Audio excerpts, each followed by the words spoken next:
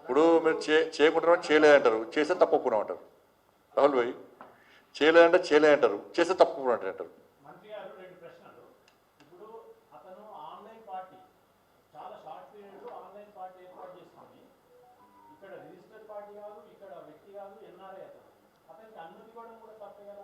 ఇంకొక ప్రశ్న, కేటీఆర్ మూటలు మోస్తున్నాను. ఈరోజు కేటీఆర్ తన చిట్చాట్లో మాట్లాడుతూ బీజేపీ 2 మూటలు పోతే కాంగ్రెస్ 1 మూట పోతుందని కేటీఆర్ ఆడుతుంది.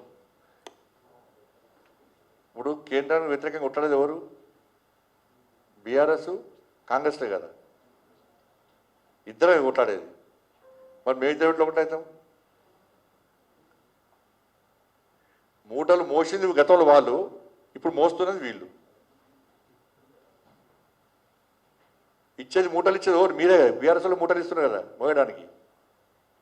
మీరు ఇచ్చిన మూటలు మోస్తున్నారు ఢిల్లీకి. మీరు వాళ్ళు ఒకటి కాకుంటే డ్రగ్స్ కేసు ఏమైంది?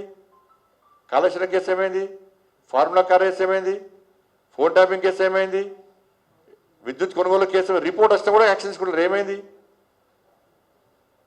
ఇవన్నీ ఏమైనాయి అంటే కాంగ్రెస్ పార్టీ బీఆర్ఎస్ పార్టీ ప్రభుత్వం ఏం తప్పులు చేయలేదు భావిస్తున్నారు. రాష్ట్ర ముఖ్యమంత్రి చెప్పాలి.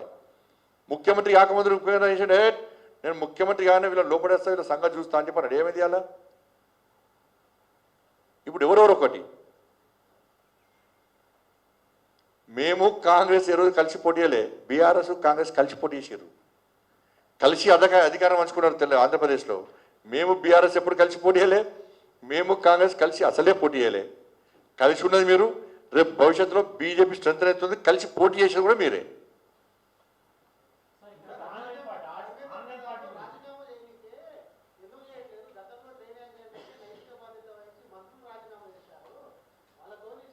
ఇప్పుడు అనేక ఉదాహరణలు చెప్పిన రాజీనామా అనేది ముఖ్యం కాదు, పరిష్కారం కాదు. విద్యార్థుల భవిష్యత్తు ముఖ్యం. ఇక రాష్ట్ర ముఖ్యమంత్రి కేంద్ర మంత్రి స్వయంగా క్షమాపణ చెప్పి సిబిఐకి ఇచ్చి సంబంధిత వ్యక్తులను అరెస్ట్ చేయించి తిరిగి నీట్ నిర్వహించి ఫలితాలు ప్రకటించి కౌన్సిలింగ్ సిద్ధమైనప్పుడు దేనికోసం రాజీనామా? ఇది రాజకీయ డిమాండ్ అంతే. ఆ డిమాండ్లో అర్థం లేదు.